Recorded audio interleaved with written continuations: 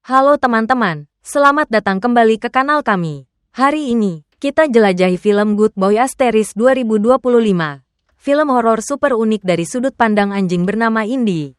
Anjing pemberani ini bakal bawa kita ke dunia misterius, tegang, dan penuh emosi. Tanpa buang waktu, yuk mulai. Film dimulai saat Vera, anak perempuan Todd, berulang kali telepon ayahnya. Telepon di sisi ini cuma bergetar diam. Indy, anjingnya, menatap keluar, seolah jaga sesuatu, cemas mendekati tuannya. Tapi Todd sudah tak bergerak. Mulutnya penuh darah. Indy, teman setia, bingung, cuma mondar-mandir tak berdaya. Di luar, seorang wanita dorong pintu masuk. Mengeluh Todd tak angkat telepon. Lihat keadaan Todd, dia panik, buru-buru telepon ambulans. Indy menatap keluar dengan mata ketakutan. Apa penyebabnya? Kita harus mundur ke belakang. Hujan turun deras. Indy, anjing setia, ikut tuannya, Todd, ke hutan gelap gulita. Sulit masuk ke dalam karena cuma ada satu jalan. Tapi jalan itu terkunci rapat oleh rantai besar yang kokoh. Todd sibuk di luar, coba cari cara buka rantai. Sementara itu, di dalam mobil, ponsel bergetar terus-menerus. Penelpon tak lain adalah Vera, anak perempuan Todd. Ponsel berdering lama sekali, tapi Todd baru sadar ada panggilan dari Vera saat masuk ke mobil. Cari alat yang bisa bantu buka rantai. Dia ambil alat dan ponsel. Suruh Indy tetap duduk manis di dalam mobil. Lalu kembali lanjutkan usaha buka rantai yang masih belum berhasil. Vera telepon, mengeluh ayahnya pergi tanpa bilang apa-apa. Juga soal cuaca buruk tapi Todd tetap memilih pergi. Pikiran anak perempuannya tak bisa ubah keputusan Todd. Di tengah hujan, Todd cuma jawab seadanya, lalu tutup telepon. Fokus buka rantai besar yang halangi jalan. Rantai akhirnya lepas. Mobil lanjut melaju ke kegelapan malam. Mereka tiba di rumah tua usang. Sepertinya sudah lama tak ditinggali. Barang-barang berserakan. Todd matikan mesin. Ajak Indy, anjing kesayangannya, masuk. Indy agak takut dengan suasana.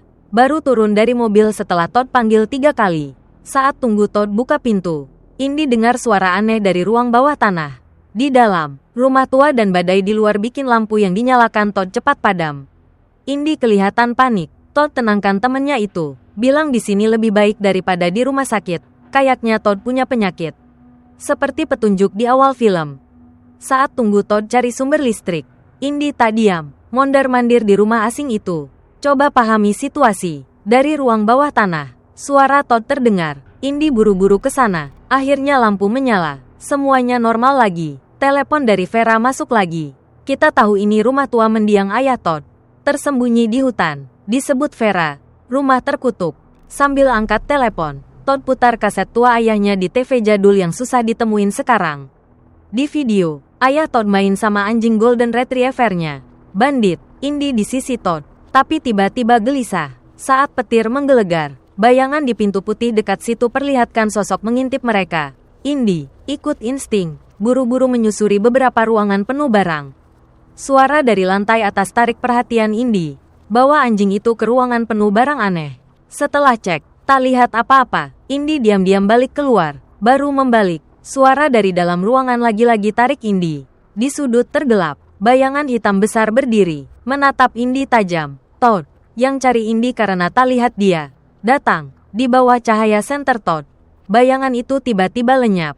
Tinggalin keraguan buat Indy. Pagi harinya, badai reda. Todd ajak Indy masuk lebih dalam ke hutan. Kunjungi beberapa makam keluarga. Mereka ketemu tetangga lama yang tinggal di situ. Tetangga itu dengan baik hati bilang ke Todd buat jaga anjingnya baik-baik. Karena ini musim berburu, banyak jebakan rubah di hutan. Saat mereka ngobrol, Indy perhatikan pohon berlubang di dekat situ. Masuk ke dalam, dan di kegelapan, sepasang mata menatapnya balik. Setelah jalan-jalan di hutan, mereka balik ke rumah tua. Telepon dari Vera masuk lagi. Tanya kabar 2 hari di rumah itu. Apa Indy lihat sesuatu? Tapi Todd kayak nggak mau ngobrol. Cepat tutup telepon dan keluar mobil. Di beranda, Todd coba nyalain genset. Indy tiba-tiba lihat sesuatu jauh di dalam hutan. Tapi Todd tenangin, bilang nggak ada apa-apa di sana. Malam kedua dimulai. Setelah hari panjang, mereka naik ke tempat tidur. Todd ucapin selamat malam ke Indy, yang meringkuk di kaki tuannya. Lalu terlelap. Malam itu, Indy bermimpi sesuatu yang aneh banget. Indy lihat dirinya berdiri di ruang gelap gulita. Suara langkah kaki bergema di sekitar. Kamera fokus ke mata Indy. seolah menyimpan sesuatu yang bikin dia ketakutan. Rasa takut itu sukses bangunin Indy dari mimpi buruknya. Sementara Todd terbangun karena batuknya sendiri. Susah payah baru bisa duduk. Keduanya bangun dengan Indy yang gak tenang. Anjing kecil itu mondar-mandir di depan pintu sebuah ruangan. Todd harus panggil berkali-kali. Indy baru mau ninggalin tempat itu. Di balik pintu, di bawah lantai, ada bekas cakaran aneh. Todd kasih Indy sarapan, lalu ambil jaket dan buru-buru keluar. Begitu lihat Todd keluar, Indy tiba-tiba menoleh. Menggonggong penuh ketakutan ke arah pintu yang baru ditutup. Tapi sekeras apapun gonggongannya, pintu nggak terbuka. Indy cepat lompat ke kursi dekat jendela. Gonggong lagi, tapi tetap nggak bisa tarik perhatian Todd. Anjing malang itu cuma bisa duduk nunggu Todd balik. Indy duduk di kursi itu sejak Todd pergi sampai luar jadi gelap gulita. Ia tetap menatap jendela, sampai suara aneh dari bawah ventilasi lantai tarik perhatiannya. Tiba-tiba, Indy lihat anjing mirip dirinya lewat cepat. Sepertinya itu bandit, anjing yang dulu tinggal di sini. Bandit lari naik tangga, ninggalin Indy yang bingung di bawah. Indy ikuti, tapi sampai di atas, cuma Indy sendiri di ruangan itu. Perhatiannya tertuju ke lemari di sudut. Ada celah kecil di bawahnya. Indy merunduk, ngintip ke dalam celah, nemuin selendang yang pernah dipakai bandit. Ia coba masuk buat ambil selendang itu. Tapi pas nyentuh, Indy lihat hal mengerikan. Ruang gelap, bayangan memanjang, dan selendang penuh darah saat jatuh ke lantai. Indy ketakutan parah. Ketakutan membungkus Indy. Dari bawah tangga, bayangan hitam perlahan naik. Tak bisa tenang, Indy sembunyi di bawah tempat tidur. Untungnya, itu bukan apa-apa. Cuma Todd yang pulang dalam keadaan lemah. Berjalan pelan menuju ranjang. Setelah yakin aman dan dengar napas Todd yang familiar, Indy keluar dari persembunyian. Tapi hari ini, sepertinya Todd dapat kabar buruk. Dia jadi lebih gampang marah dari biasanya. Todd tak lagi ramah ke Indy, malah bentak dan usir anjing itu dari ranjang. Indy patuh, tapi tak pergi jauh, memilih tidur di bawah kaki ranjang. Mimpi aneh datang lagi. Indy lihat dirinya di kuburan yang pernah dikunjungi bersama Todd. Ia jalan, mengamati, sampai lihat bayangan hitam besar. Indy perlahan buka mata, sadar, lalu lihat jejak kaki berlumpur menuju ke bawah rumah. Dengan rasa takut tapi penuh tekad, Indy ikuti jejak kaki berlumpur ke bawah. Di ruang tamu, di depan pintu yang pagi tadi bikin dia merinding, Indy lihat Todd dalam keadaan tak sadar, memukul kepalanya ke pintu sampai berdarah. Ketakutan, Indy coba panggil Todd dengan dorong kepalanya. Todd tersadar, pura-pura nggak ada apa-apa, cek pintu ruang bawah tanah, lalu naik ke atas. Pagi berikutnya, kesehatan Todd makin memburuk, batuknya lebih parah. Dia cuma duduk di ranjang, dan lewat bayangan buram di belakang Indy, kita lihat penyakit Todd semakin parah. Saat Todd dengar telepon, Indy lagi-lagi merasa ada sesuatu. Anjing itu mondar-mandir, menuju ruangan di samping tangga ke lantai atas. Pintu ruangan itu tiba-tiba terbuka, seolah mengundang Indy yang penasaran masuk. Indy masuk, menyusuri tumpukan barang, mengendus ke ruangan kecil lain yang penuh barang, lalu balik keluar. Akhirnya, Indy temukan sofa tunggal di sudut ruangan.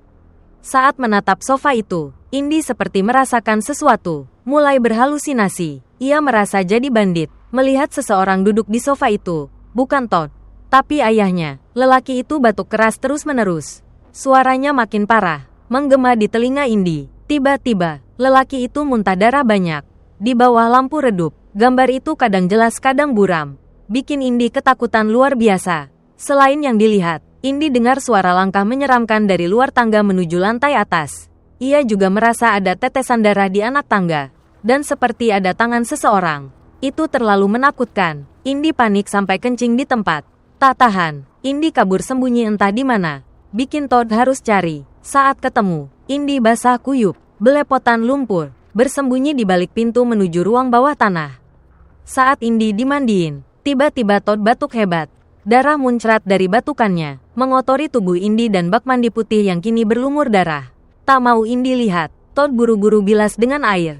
Saat kontrol berikutnya, Todd bawa Indy. Usai pemeriksaan, Todd gendong Indy sambil dengar hasil dari dokter. Kabar buruk, kondisinya makin parah. Ketika Indy meronta mau lepas, Todd marah besar, taruh Indy di depannya. Di mata Indy, wajah tuannya tak lagi sama.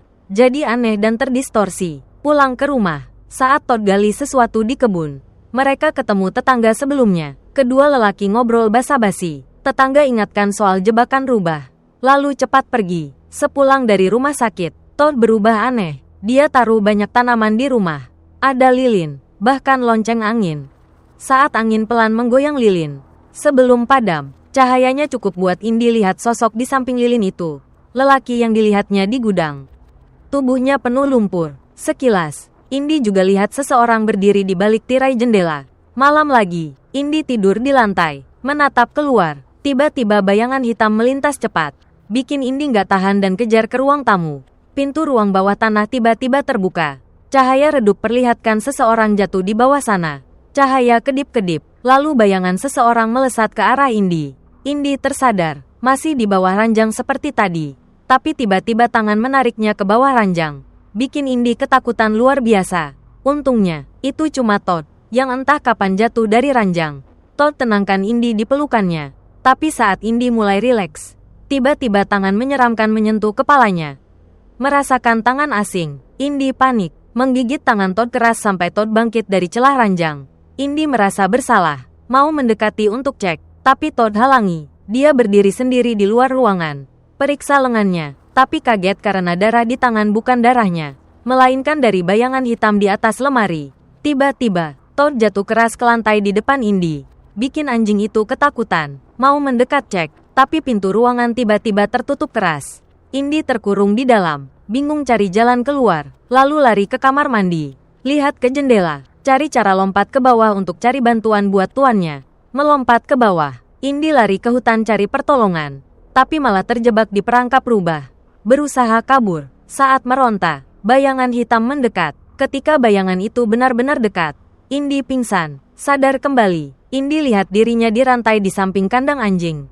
Di depan Indi, Todd, tuannya, marah karena Indi berani keluar rumah. Sebagai hukuman, Todd rantai Indi dan suruh tinggal di kandang anjing itu. Malam berikutnya, hujan deras. Indi tak sembunyi, malah berdiri di kandang, mengamati ke atas. Ia dengar Todd batuk keras dari kamar tidur di lantai atas. Juga merasa ada yang mengintai. Tanpa sadar, bayangan hitam muncul di belakang Indi, menyerang, bikin Indi mundur ke dalam kandang kecil sambil menatap keluar. Kira aman. Tiba-tiba tangan hitam dari bawah tanah lagi-lagi menangkap Indi, bikin anjing itu panik melompat keluar. Tangan itu tak lepas, mencengkeram rantai Indi, seolah mau tarik masuk lagi. Tanpa sadar, bayangan hitam muncul di belakang Indi, menyerang, memaksa anjing itu mundur ke dalam kandang kecil sambil menatap keluar.